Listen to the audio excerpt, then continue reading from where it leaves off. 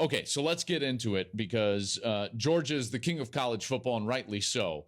And I'm just going to start with something that I said September 22nd of this year after Georgia had played so impressively through 3 weeks against Oregon, then an FCS, what was it, Sanford or something, who knows and who cares. And then they had just beaten South Carolina, basically shut them out when South Carolina scored their only touchdown late in that game in the fourth quarter. This is what I said.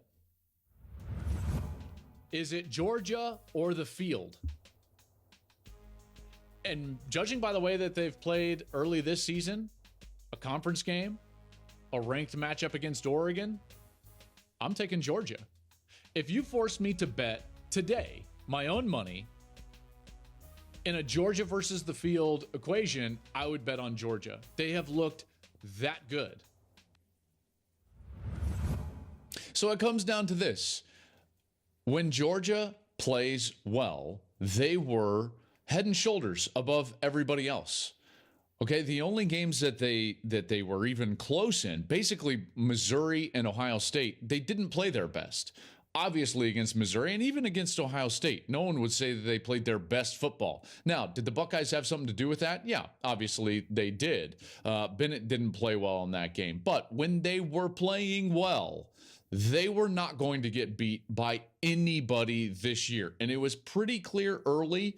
And I think a lot of us were hoping that this was going to be a good game and trying to talk ourselves into why TCU could possibly remain close. But in the end, this team is the best team in college football. They have been for 2 years, and Kirby Smart is building something that is very special there in Athens, Georgia. All right, let's go into the game a little bit. Let's start with this. There's going to be a lot of talk about, TCU didn't deserve to be here. That's not the case in my estimation. I think they obviously earned their right to be here. Obviously, the Fiesta Bowl win over Michigan kind of validated that. But as was the case in their win over Michigan, I think that you've got to look at this in terms of probability. And what was the probability that we were going to get the outcome that we saw in the semifinal? And then what is the probability that we were going to get the outcome that we got in this game, the national championship game? And here's where I come down on this. I think that we got the 1 out of 10 game in both of those cases.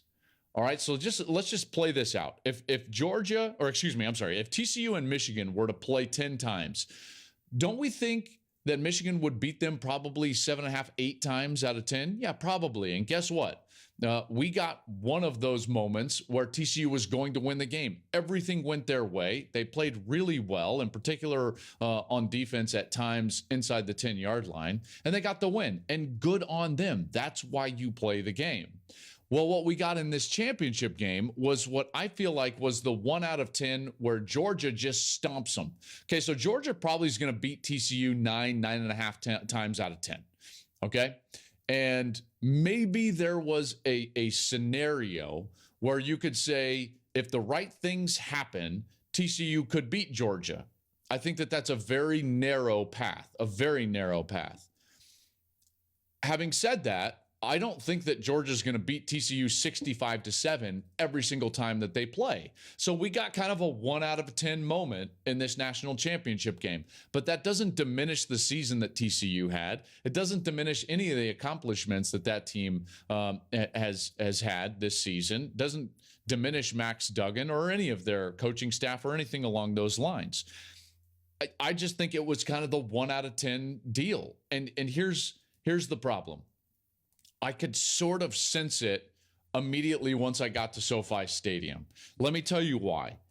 I've been around college football and really just football in general my entire life, but certainly college football for the better part of my life. And been fortunate enough to be able to call big games for a long time, for basically 10 years now. I've been around a lot of big games, all levels. And in most big game environments, there is a palpable, aggressive tension between the two teams. There's a lot of trash talking going on in warmups, in particular when one team is leaving the field and they've got to leave kind of like around the other team and head to their tunnel. And you can see it, right? And there's this tension and everyone stops and they kind of jaw at each other and they are fired up and ready for a fight. And the problem is tonight at SoFi, it wasn't there. It wasn't there. So I was there. I was able to take, you know, some friends of mine and my brother-in-law, my nephew is actually a freshman at TCU, rough game for him. And we were sitting there and I'm watching the warm-ups, and there's about 30 minutes left before kick, and TCU heads into their locker room for the final time before they come out to play. And there was none of that interaction. The teams didn't even look at each other. And I understand, like, there's not a natural rivalry. They're not going to jump up and down like it's like Georgia and Bama about to play each other, or whether it's like Ohio State and Michigan or Oklahoma and Texas. I understand it's not a rivalry game, but there wasn't an aggressive tension there like you should feel for a national championship. And right then, I thought to myself, I don't love the body language of TCU. To me, it was a team that seemed to be happy to be there at that moment. And this was about 30 minutes before the game. And I thought to myself, this is bad news, because on the opposite end of the field is Georgia, and you could tell they are ready. They are talented. They were relaxed. They were confident. And they went out and played as such, and they played one of their better games of the season. In particular, their quarterback, Stetson Bennett, played one of the better games he's played all season long. And I just did not sense the same vigor from that TCU team like we've seen during the course of this year. They seemed tight and tentative, and then they played like it. And quite frankly, they felt a little, even from the stands, overwhelmed, even before the opening kick. Now, maybe that's not fair, but that's just what I felt. That's just an observation from the stands. Sitting there watching that team, knowing the type of fight that they have, and the type of grit and competitive spirit that they have shown all year long. And it just kind of wasn't there. It just kind of wasn't there. And that manifested itself early in the game. So you can point to a lot of different things of like why the game went the way it did. But I think it's interesting watching it from the stands, and you can kind of see things materialize even in a different way than when I'm calling a game in the booth, and certainly different from when we're all watching a game at home.